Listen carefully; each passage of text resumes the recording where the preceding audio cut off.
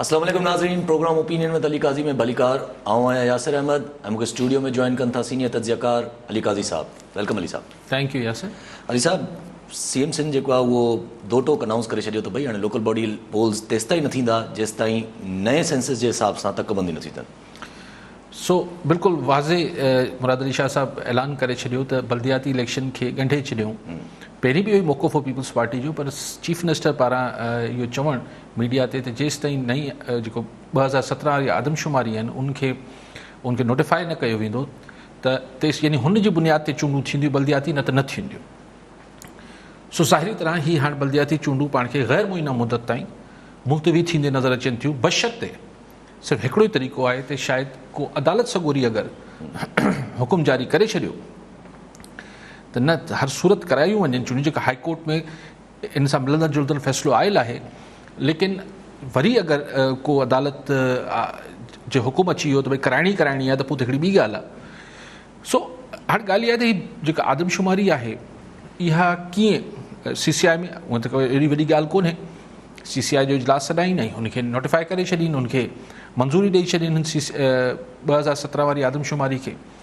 पर हुन 2017 वारी आदमशुमारी ते कई माण्हुनि खे, कई धुरियुनि खे रादर एतिराज़ात आहिनि। ख़ुदि कराची जी आबादी हुन में घटि ॾेखारियल आहे।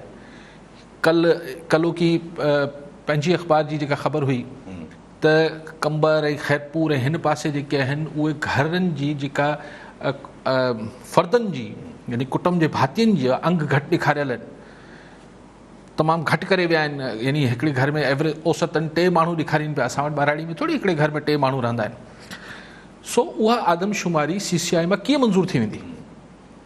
अगरि सिंध हुकूमत उहा हुन ते राज़पो ज़ाहिर करे छॾियो त ज़ाहिर हिकिड़ो नओं पंडोरा बॉक्स खुलंदो त भई हीअ त आदमशुमारी डिफेक्टिव आहे, तव्हां हिनखे क़बूल कीअं पिया कयो? अच्छा, क़बूल सिंध सरकार नथी करे त वरी चल सो चल। सो इहो मामिलो त 6 महीननि में हल थिए, साल में थिए, न थिए, 2 साल न थिए, त छा बल्दियाती इदारा एडमिनिस्ट्रेटर हलाईंदा रहंदा? जवाबु आहे हा। सिंध में त इहो थींदो।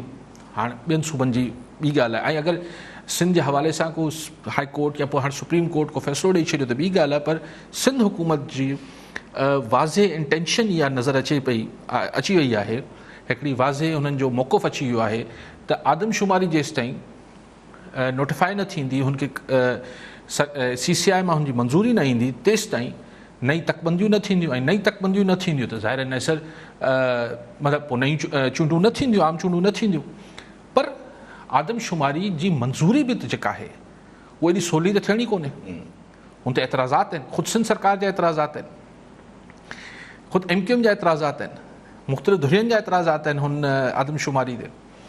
सो मतिलबु फिर ना ई सम्झो सिंध सरकार बिल्कुलु वाज़े आहे, पीपल्स पार्टी सिंध सरकार, त बल्दियाती चूंडूं न थींदियूं। पर मुंहिंजो चयो त हाणे इहो त सिंध हुकूमत जो फ़ैसिलो आहे, पर अगरि को अदालत सॻोरी कंहिं हुकुम ॾेई छॾियो त पोइ मजबूरन करिणो पवंदो। पर ॾिसो, मुंहिंजो आर्ग्यूमेंट अॼु बि इहो ई आहे त बल्दियाती इदारा बि हिकिड़ा आइन जे तहत ठहियल आहिनि।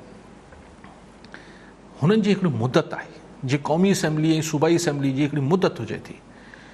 2018 में तव्हां इन ई आदमशुमारी जे तहत आम चूंडनि विढ़ियूं ऐं सिंध सरकार बि ठहियल आहे, फेडरल सरकार बि ठहियल आहे, त भला बल्दियाती इलेक्शन्स बि थियणु ॾियो। छाकाणि त हीउ सेंसस जो मामिलो आदमशुमारी जो एॾी सवलाई सां मूंखे त हल थींदे नज़र नथो अचे। 98 खां हलंदो न, उहो पोइ 2017 में त थियूं, पर उहे ख़ुदि मुतनाज़ा आहिनि, हीअ तकरारी आहिनि, हीअ जेका आदमशुमारी थियल आहे। त पोइ हुन ते जंहिंमें ख़ुदि पोइ वरी हुनमें सिंधी ॻाल्हाईंदड़नि जा ॿिया तहफ़ुज़ात आहिनि पंहिंजा। सो हिकिड़ी तकरारी क़िस्म जी आदमशुमारी आहे। उनखे उहो मंज़ूर अगरि थियणी हुजे आहे त 2017 खां 2020 थी वियो आहे, 3 सालनि में थी वञे हा न कॾहिं न कॾहिं। पोइ ख़बर आहे त हीउ हिकिड़ो नओं पंडोरा बॉक्स आहे जेको खुली वेंदो। अली साहब, पोइ इहा जेका जीअं कमेटी बि ठहियल आहे त इहो बि नज़र आयो जॾहिं असां पाण ॻाल्हियूं कयूं पिया त step back people's party government हिकिड़े क़िस्म जो करे थी पई, त छा ही उन तरफ़ ई वेंदो जेसि ताईं लोकल गवर्नमेंट लेजिस्लेशन में का हेरफेर न थींदी तेसि ताईं विसारे छॾियूं इलेक्शन्स? न, ज़ाहिरी तरह त पीपल्स पार्टी या सिंध सरकार जो मौक़ुफ़ आहे आदमशुमारी सां जुड़ियल न, पर पसे पर्दा हुन में इहा ॻाल्हि बि आहे त जीअं बल्दियाती चूंडूं थींदियूं हुन खां अॻु सिंध सरकार ते प्रेशर ईंदो त तव्हां बल्दियाती इदारनि खे, उहो आर्टिकल कहिड़ो आहे जेको बल्दियाती इदारनि 140A 140A जो जेको आहे आइन जो, जंहिंजे तहत बल्दियाती इदारनि खे ख़ुदि मुख़्तियार करिणो आहे, वधीक हुननि खे माशी ऐं इंतिज़ामी तरह वधीक बाख्तियार करिणो आहे। सो उनजो प्रेशर ईंदो सिंध सरकार ते।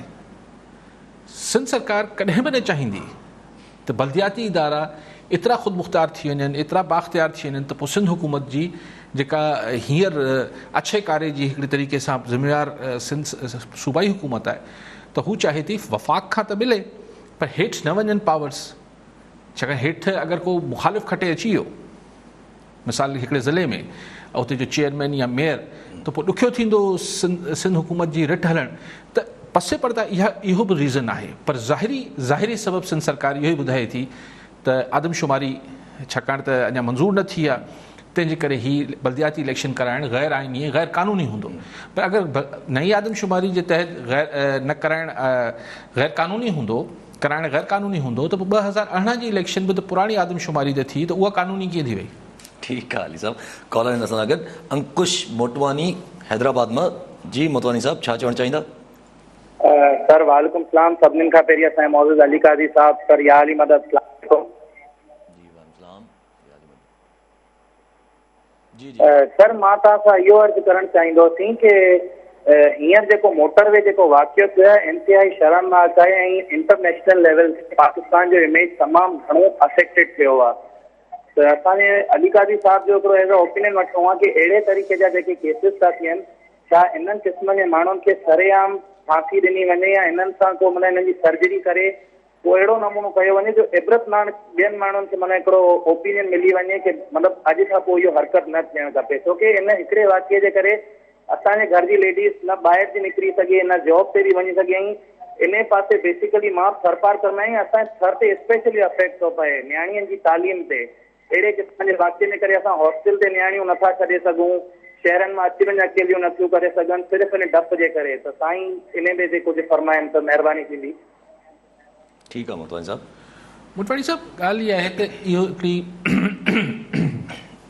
डिस्कशन हले थी त हिकिड़ी का मतिलबु सरेआम फाई ॾेई छॾियो सॉरी, या चवनि था त असां को कानून पास कयो वञे त हिननि खे अहिड़े वैश्यनि खे नामर्द करे छॾिजे।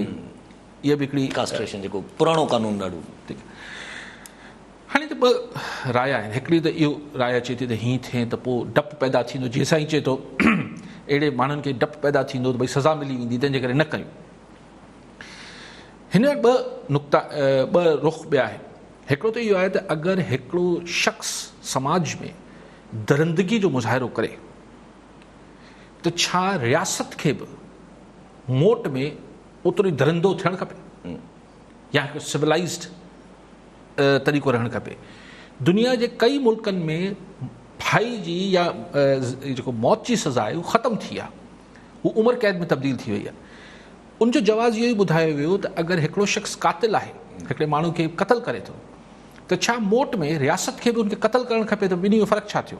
फाई जी सज़ा रियासत जे मुल्क में ॾिनी वञे थी त हिकिड़ो क़तल ई थिए थो न हिकु शख़्स, भले हू क़ातिल हुजे, त छा जहिड़ो मिसाल अगरि को जानवर के माण्हू खे क़तल करे उनजा टोटा टोटा करे थो, अक्सर अहिड़ा जानवर पाण ॿुधूं था, इहे गपा गपा करे छॾे थो, त छा रियासत खे बि हुनखे हथ पेर हुनजा कपे ऐं हुनखे करणु खपे? हाणे हिकिड़ो सुवालु आहे। सो सरेआम फायूं ॾियणु, नामर्द करे छॾणु, हीअ सभु उहो आहे।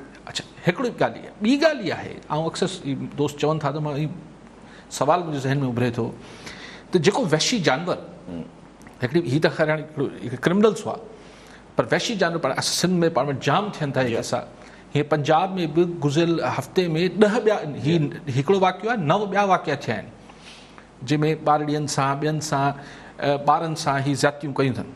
पाण वटि सिंध में बि जाम अक्सर ॿुधूं था। त हू जेको जानवर हिकिड़ी कैफ़ियत में हुजे थो, हिकिड़ी 5 सालनि जी ॿारड़ी खे वञी उन सां ज़्यादती करे थो, पोइ हुनखे घुटो ॾेई रहियो हुजे थो, पोइ हुनखे साड़े छॾे थो या दफ़नाए थो या लोड़े थो के दरिया में, केनाल में, त जेॾीमहिल हू हरकत करे रहियो हुजे थो, छा ओॾीमहिल हू पंहिंजे सेंसिस में हुजे थो? छा हुनखे उन महिल ख़बर न हूंदी आहे त हीअ आउं क़तल कयां पियो, क़तल जी सज़ा मौत आहे।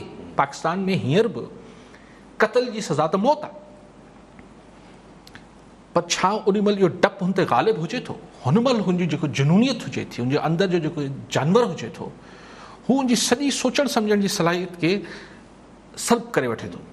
हीअ नफ़्सियाती जी कैफ़ियत में हू हुजे थो ऐं हुनखे को जस्टिफाई न पियो कए, त ओॾी महिल हुनखे अगरि इहो अहसासु थिए त हिन जी जेको ॾोह आउं कयां पियो हिन जी सज़ा मौत आहे, त चाहे मौत हुनखे विच हैदर चौक हैदराबाद मां साईं फ़ोन कयो, हैदर चौक ते सज़ा फाई अचे या सेंट्रल जेल हैदराबाद जे अंदरि सज़ा अचे, हुनखे त मरणो आहे। मरण हू हैदर चौक ते हुनखे टंगे छॾियो या हुनखे सेंट्रल जेल हैदराबाद जे अंदरि टंगे छॾियो, अगरि हुनखे डपु हुजे त मूंखे सज़ा ईंदी। अच्छा, इहो सिर्फ़ु असांजे मुल्क में न, जो असांजे मुल्क चवंदासीं माण्हुनि खे सज़ाऊं नथियूं अचनि। हीअ यूरोप अमेरिका में जिथे यकीनी सज़ाऊं अचनि थियूं 99% केसिस में, उते बि जानवर हरकतूं कनि था, पोइ हुनखे सज़ाऊं अचनि थियूं। सो व्हाट आई मीन कि अलिफ़ ओॾी महिल जेॾी महिल हरकत करे रहिया हुजनि था, हू हुननि जी सोचण सम्झण जी हिकिड़ी हुन ते हिकिड़ी ॿी तारी हुजे थी। ॿी ॻाल्हि इहा त छा अगरि दरिंदो को हिकिड़ो शख़्स दरिंदगी करे थो, छा रियासत खे बि मोट में दरिंदगी करणु खपे? बाक़ी साईं न्याणियूं तव्हां अलाह पनाह में रखंदो, एतिरो ईअं न छिड़कणु खपे। ख़ुदा ख़ैर पियो करे, हाणे छो ॿारनि जी तालीम न्याणियुनि जी ऐं हू मुतासिर कजे। अलाह में ईमान रखिजे। ऐं हिकिड़ो वाक़ियो थियो आहे, आइसोलेटेड वाक़ियो आहे, अहिड़ा कई वाक़िया पाण वटि थियनि था, पोइ समाज में हिकिड़ो डपु ढात ज़ाहिर अचे थो, पर मुंहिंजो ख़्याल आहे त हिन ते ओवरकम करणु खपे, न्याणियुनि जी तालीम खे मुतासिर न करणु खपे। ठीकु आहे अली साहब, कॉलर हिन सां गॾु डॉक्टर जावेद हैदराबाद मां। जी डॉक्टर साहब, छा चवणु चाहींदा? जी अस्सलाम वालेकुम डॉक्टर साहब।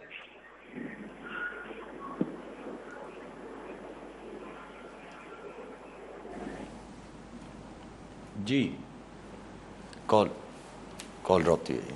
ठीकु आहे पोली साहब, पोइ माना इनखे जेको माण्हू जेको आर्गुमेंट ॾियनि था त लाज़िम आहे कि इम्प्लीमेंटेशन खे वधायो, मतिलबु कानून जी इम्प्लीमेंटेशन, त पोइ उहो समय फ़र्क़ु न पए? न ज़रूरु, उहो त उअं ई थियणु खपे न, उहो त उअं ई थियणु खपे। सज़ा ऐं जज़ा जो कॉन्सेप्ट हुजणु खपे। पर मुंहिंजे तव्हांखे चयो त अहिड़ा जेके केसिस आहिनि, हीअ जेके सीरियल किलर्स हुजनि था, हीअ सभु कुझु अमेरिका में न हुजनि था। अमेरिका में त भला सज़ाऊं हुजनि थियूं न, अदालतनि मां बि सज़ाऊं मिलनि थियूं, उन्हनि जी पुलिस बि गिरफ़्तारियूं करे थी, कनि था। हिकिड़ा जुनूनी जानवर हुजनि था। हीअ जेको आहे ख़ासि तरह हीअ जेको थियो आहे मोटरवे वारो, लाहौर वारो, हीअ क्रिमिनल सां गॾोगॾु हिननि हिकिड़े कराची में बि यादि आहे हिकिड़ो वॾो मशहूरु किसो थियो, हिकिड़ी अलाए ब्लैक करोला हूंदी हुई, घरनि में घणंदो हो निभागो, ऐं जेको आहे उहो फुरलुट बि कंदो ऐं लजालुट जो मामलात बि कंदो। त इहे जानवर जिथे किथे मौजूदु आहिनि। ठीकु आहे साहब, कॉलर हिन सां गॾु डॉक्टर जावेद हैदराबाद मां। जी डॉक्टर साहब, छा चवणु चाहींदा? अस्सलाम वालेकुम साईं, ॻाल्हि डिस्कस करणी हुई। साईं काज़ी साहब हींअर चयो त जेकॾहिं को जानवर आहे उहो जेकॾहिं इंसान खे नुक़सानु पहुचाए थो त छा हुनखे मारे छॾिजे छा, या जेको आहे सो मौत जी सज़ा जेकॾहिं यूरोप में ख़तमु थी वई आहे त छा हिते ख़तमु करे छॾियो? चवण जो मक़सदु आहे हिते पाण इस्लाम मज़हब छा थो चए असांखे?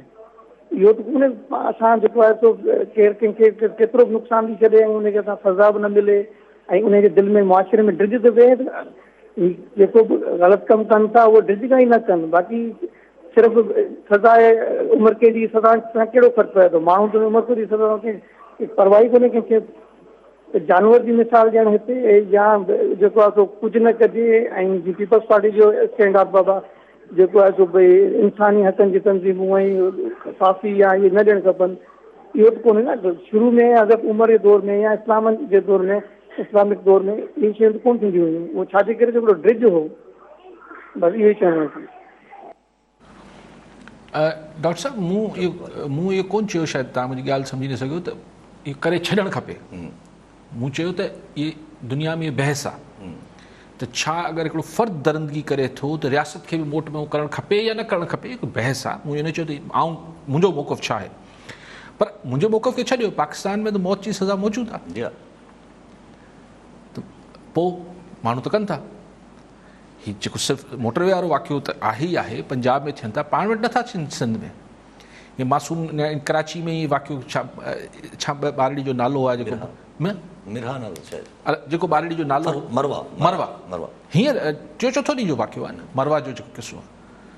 सो अहिड़ा खोड़ किसा आहिनि ये जानवर फिरनि था, शल जलजीपन, पर जेको केस वधीक हाईलाइट थी वञे थो पोइ उन ते मूल पंजाब में ही गुज़िरियल मुंहिंजे ख़्याल 4-5-6 ॾींहंनि में हफ़्ते में 10 केसिस थिया आहिनि सिर्फ़ु पंजाब में।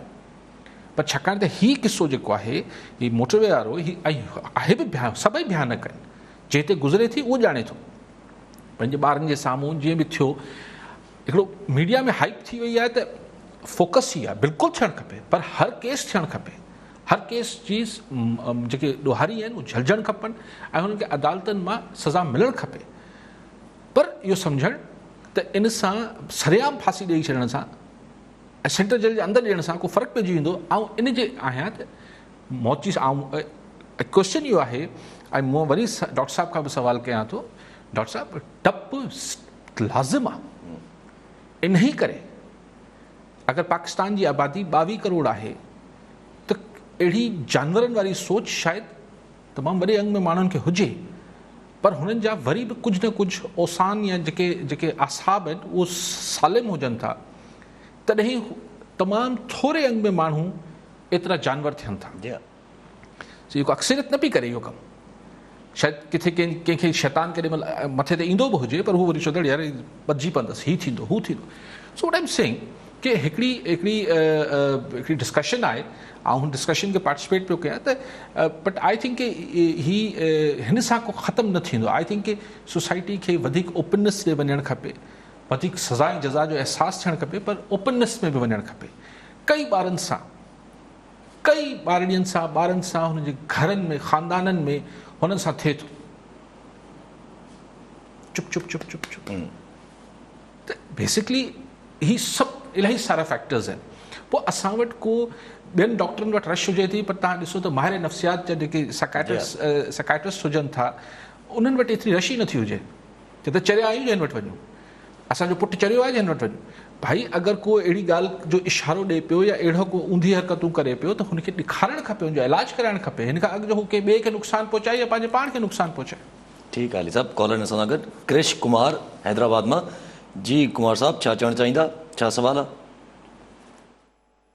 हेलो जी जी हेलो जी जी सवाल पुछो।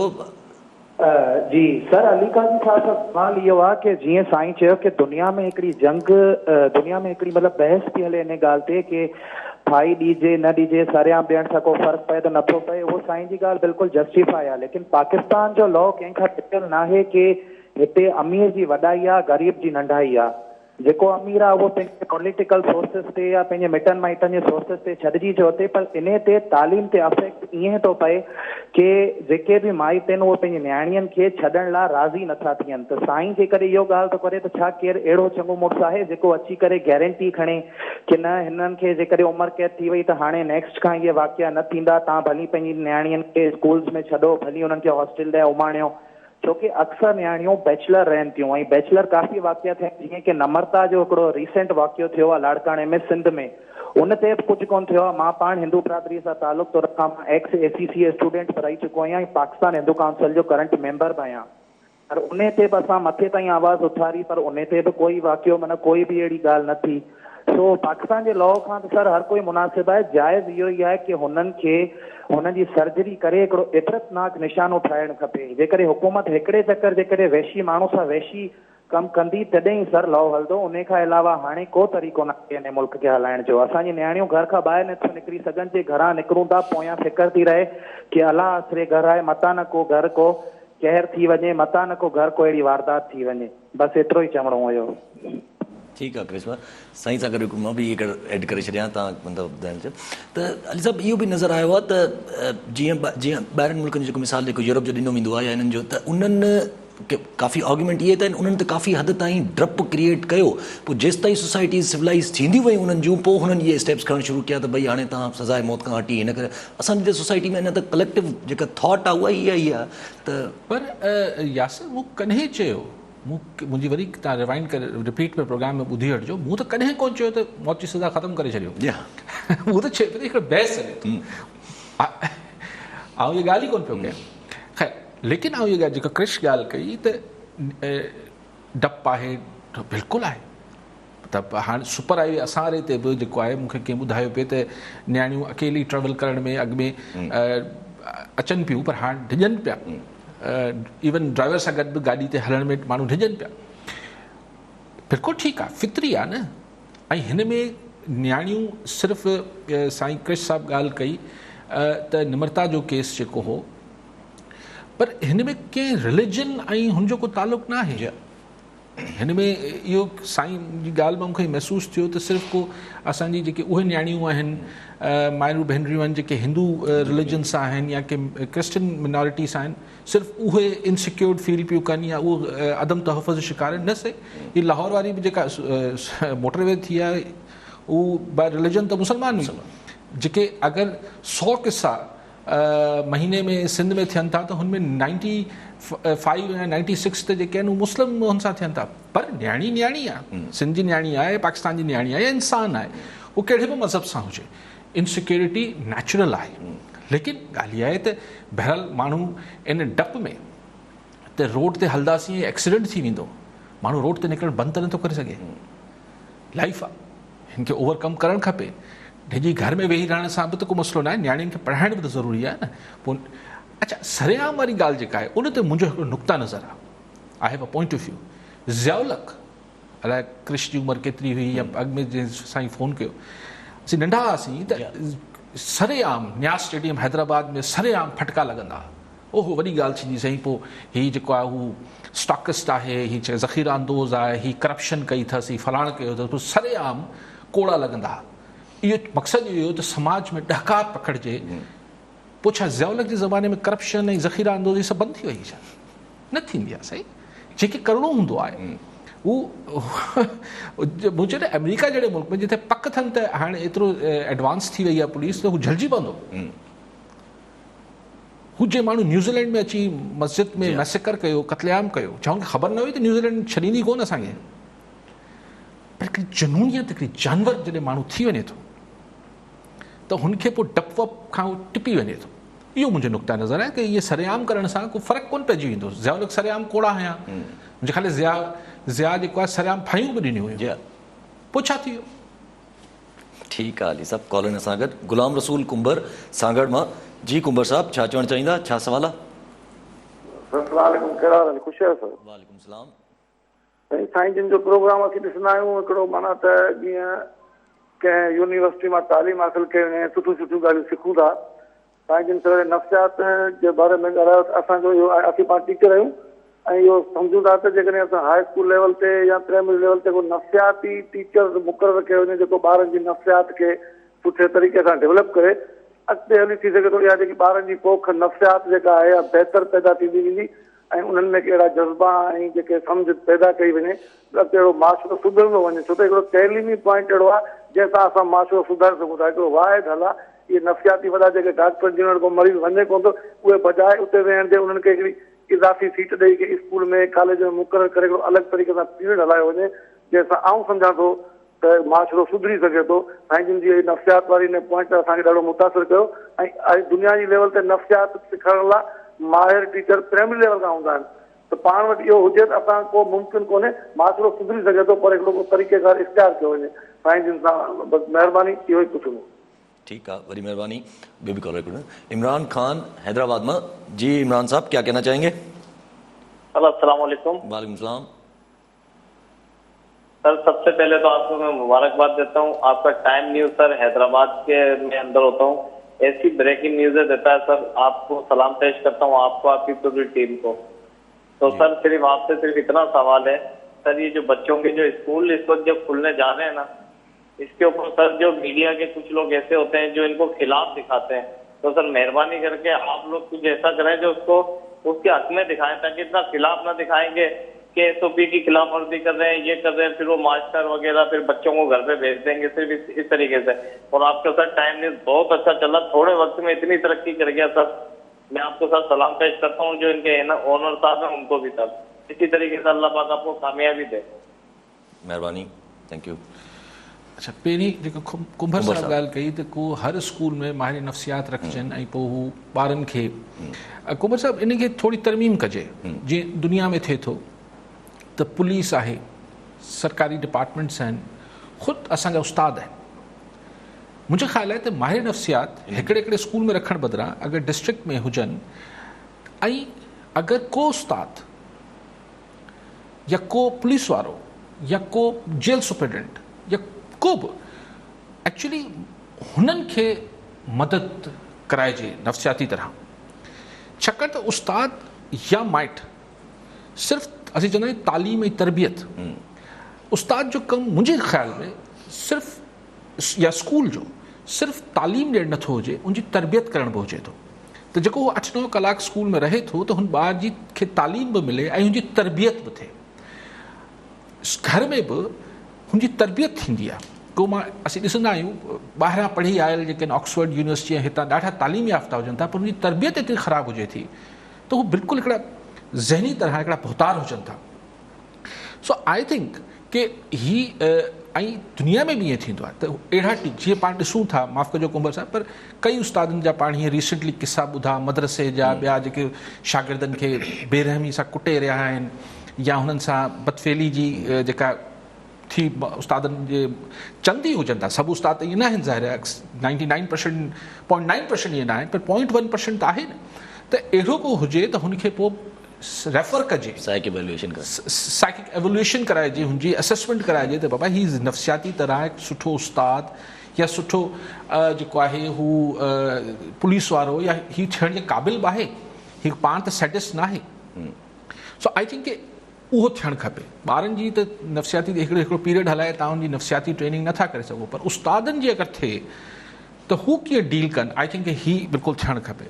बाक़ी इमरान ख़ान साहब जो तव्हां शायदि कॉलर आहे। कॉलर वठी वठूं। ज़ुल्फ़कार खाकी हैदराबाद मां। जी खाकी साहब, छा चवणु चाहींदा? सर सलाम वालेकुम। वालेकुम सलाम।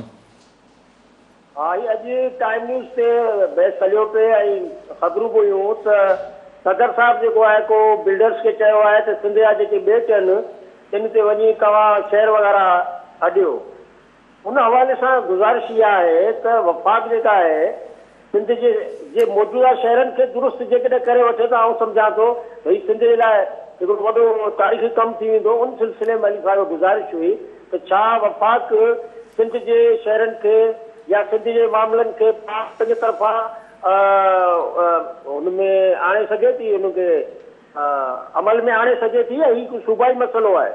छाकाणि अक्सर असीं ईअं ई ॿुधंदा आहियूं त जॾहिं को सिंध जो मसइलो हूंदो आहे त जवाबु ईंदो आहे त हीउ सिंध जी गवर्नमेंट खे करिणो आहे।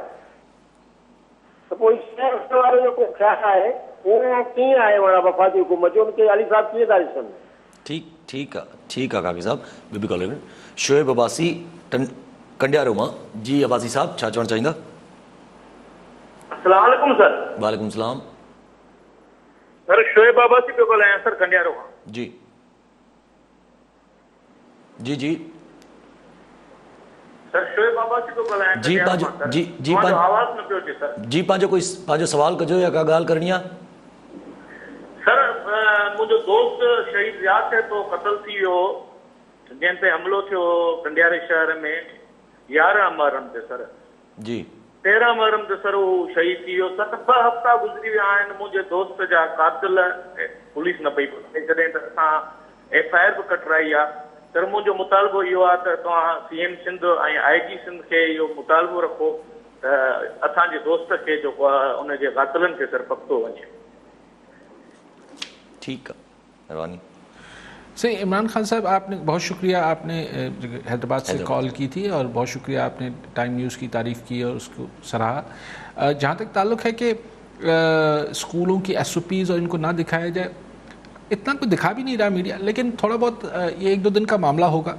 बच्चे कहाँ से SOPs, चाहे वो 9th मैट्रिक का बच्चे ही होते हैं ना, ये तवक्का करना कि वो बिल्कुल 100% SOPs को अमल दरामद करेंगे, बस मेरा ख्याल है कि खुदावंद से ये रब से ये दुआ मांगी जाए कि बस ये जिस तरह से बीमारी ख़त्म हुई है ये हमेशा के लिए यहाँ से चली जाए, ख़त्म हो जाए।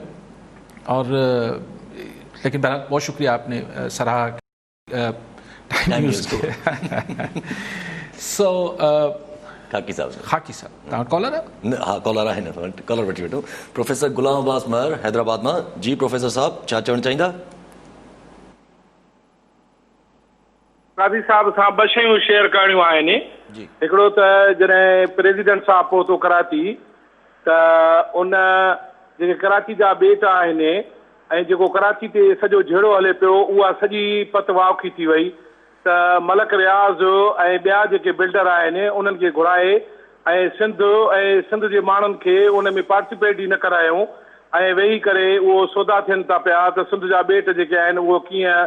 हाणे माण्हू खे ॻाल्हि सम्झ में अची वई त ही वफ़ाक़ ऐं सिंध जो झेड़ो छा आहे।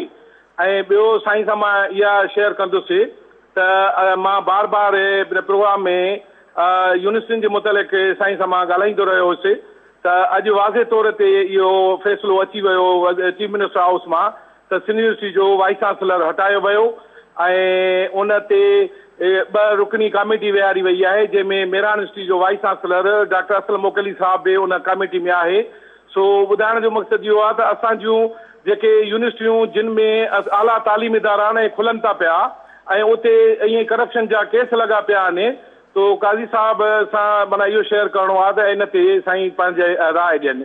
महिरबानी साईं। ठीकु आहे, महिरबानी साईं। जेका बेटनि वारी ॻाल्हि ख़ाकी साहब बि कई ऐं साईं मेहर साहब बि कई, ॻाल्हि इहा आहे त हिन बेटनि ते वफ़ाक़ी हुकूमत यानी अची इजलास बि करे वरिता। हिकिड़ो त सदर साहब ब लिहाज़ उहिदा उन्हनि जो छा कमु आहे। हिकिड़ी तकरारी मुतनाज़ा ॻाल्हि में अची अलवी साहब सदर पाकिस्तान आहिनि न, हुननि जो कहिड़ो कमु आहे। Even for that matter governor जो कहिड़ो कमु आहे। जी हा, सदर ऐं गवर्नर जेके हुजनि था हू हिकिड़ा रियासत जा नुमाइंदा हुजनि था।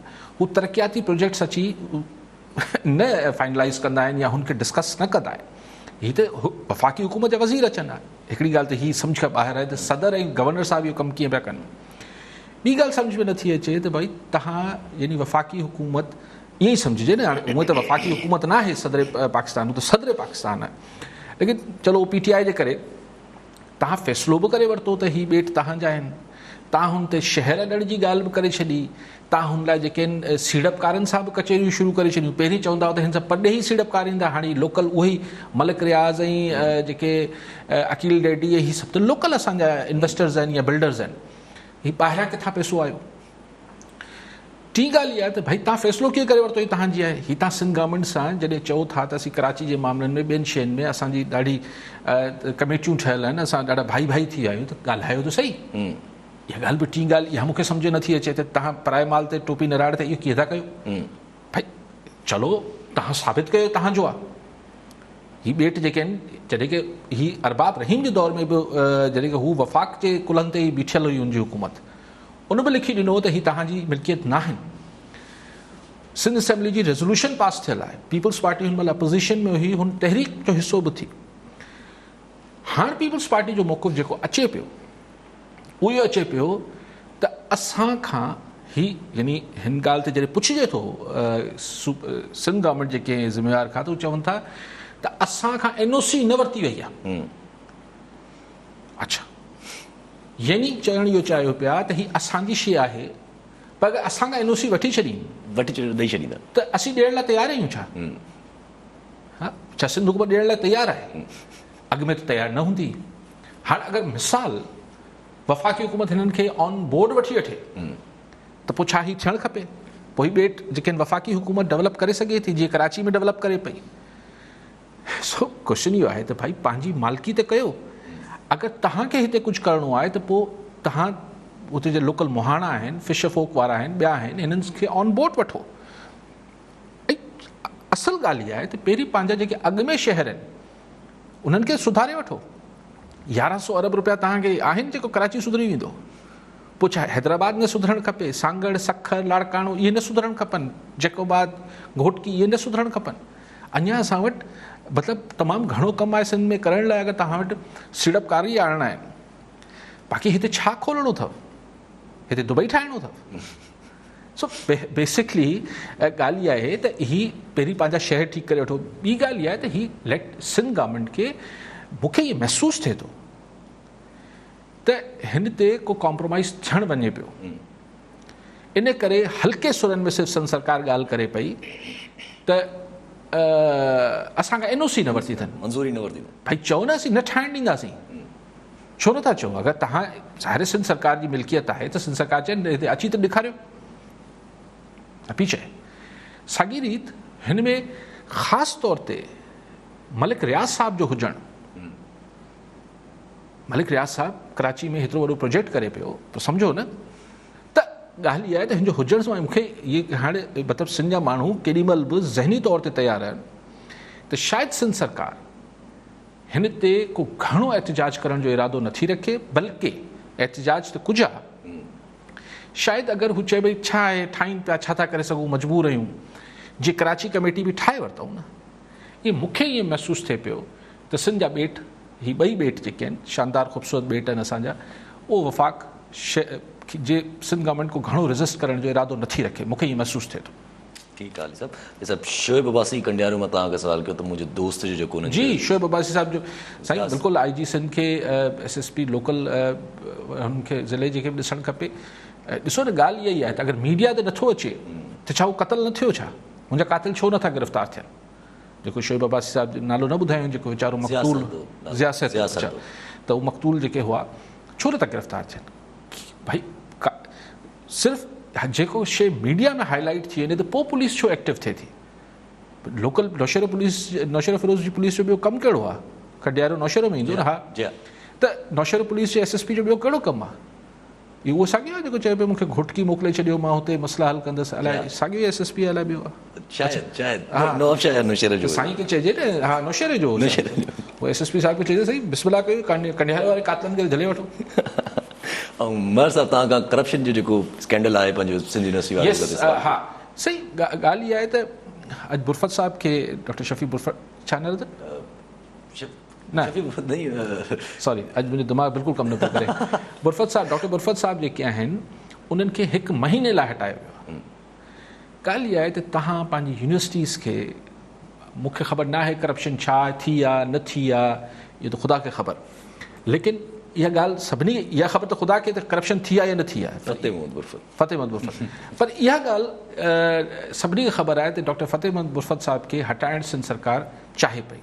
सो फाइनली हू महीने लाइ त हटाए छॾियो, लेकिन तव्हां पंहिंजा हिते सिंध यूनिवर्सिटी तमामु वॾो इदारो आहे, मतिलबु आई थिंक के कराची खां ॿाहिरि ई सिंध जी वॾी यूनिवर्सिटी हूंदी, त हिनखे मतिलबु ईअं एडहॉक ते एतिरो जंहिंजो एडमिनिस्ट्रेटर यानी जेको वाइस चांसलर आहे ऐं हुनजी जेका 50-60 माण्हू आहिनि उन्हनि ते केस थियल हुजनि, ज़मानतनि में पूरा हुजनि, पोइ हुनखे हटायो पिया, पोइ महीने लाइ हटायो पिया, इहे छा था कयो? पंहिंजी इदारा उअं ई असांजी यूनिवर्सिटी जो हाल पूरो आहे, मथां वरी अहिड़ो कमु कजे त मूंखे ख़बर न आहे करप्शन थी आहे, भई करप्शन थी आहे त हटाए छॾियो, न थी आहे लेट द प्रोसेस, जेको बि प्रोसेस आहे कानून जो जेको प्रोसेस आहे उहो हलणु ॾियो, पोइ फ़ैसिलो थियणु ॾियो। अरे सर तनक़ीद जेका थी बिलावल साहब बि जॾहिं मीरपुर ख़ासि विया त तनक़ीद कयूं वफ़ाक़ी सरकार ते तनक़ीद थी वञी फेडरल गवर्नमेंट ते, त पर आया असांजा जेके मीरपुर ख़ासि विज़िट ते आया उहे पंहिंजो गवर्नर इमरान इस्माइल साहिब ऐं प्रेसिडेंट आरिफ रफ़ी साहब, उन सां गॾु PTI जा कोई लीडर बि हुआ, त वरी उन्हनि वरी मुलाक़ात वरी अलीगौर मर साहब सां बि कई आहे, उनखे चीफ सरदार चवनि था। हाणे ॾिसो ॻाल्हि इहा आहे त जेको बिलावल भुट्टो ज़रदारी या सभई हुनखां पाण बि इहा ॻाल्हि पे कई त भई PTI खे कराची खां ॿाहिरि कुझु नज़र छो नथो अचे, त ॿाहिरि ॾिसण लाइ को वफ़ाक़ी वज़ीर या चूंडियल ई माण्हू अचण बदिरां, हुकूमत जा नुमाइंदा अचण बदिरां वरी सदर ऐं गवर्नर खे मोकिलियो अथनि, ऐं उते बि बदनज़मी थी आहे, उते माण्हुनि खे लठियूं लॻियूं आहिनि, इमदाद घटि थी आहे, हिकिड़ी जेका फ़ोटो सेशन थींदा आहिनि न, इहे हिकिड़ो बसि असीं आयासीं, हिकिड़ी सिम्बॉल अलामती ॻाल्हि हुजे थी। बाक़ी जेको अलीगौर महर साहब वारो किसो आहे, तव्हां कॉल ॿुधो? कॉल वठी वठूं। तालिब लाशारी कराची मां। जी लाशारी साहब छा चवणु चाहींदा? सर उहो असां प्रोग्राम तव्हांजो ॾिसूं था, प्रोग्राम लाइव हले थो, त उन जे बारे में ॻाल्हाइणो हुयो त हीउ जेको आहे असांजे सिंध जे लाइ कोई इमदाद या फंड जेको आहे अंदरूनी सिंध वारनि खे ॾियनि कोन था, इहे PTI वारा जा इहे, त असांजा कृपा करे वारा बि वेठा आहिनि, ॿियूं पार्टियूं बि सिंधी माण्हू जेके आहिनि उहे वेठा आहिनि उन्हनि सां मर्कज़ में, त उहे असांजे सिंध जे हक़ में ॻाल्हाइनि छो नथा? इहा महिरबानी करे जेको आहे उन्हनि खां सवाल पुछी वठो त छो। ठीकु आहे लाशारी साहब, बिल्कुलु लाशारी साहब पुछणु खपे। GDA PTI जी इतिहादी जमात आहे, GDA खे कराची में वोट कोन मिलिया आहिनि, इन्हनि इलाइक़नि मां सांगड़ मां जिथां बि थिया आहिनि, बदीन मां हितां हुतां वोट मिलिया आहिनि, त पंहिंजी वफ़ाक़ी PTI सरकार खां पुछणु त खपे त त भई आख़िर हू छो हुननि खे नक्शे में जेको आहे सिंध जेको आहे उहो सुराब ॻोठ खां हुन पासे छो नथो नज़र अचे, रुगो हिन पासे छो था ॾिसनि।